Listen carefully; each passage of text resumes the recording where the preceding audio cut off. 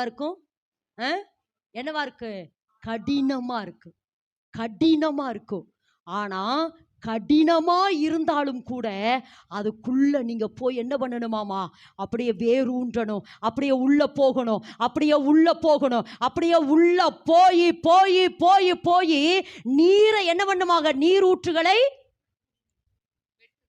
வெட்டணும். என்னமா பண்றீங்க? வெட்டணும்.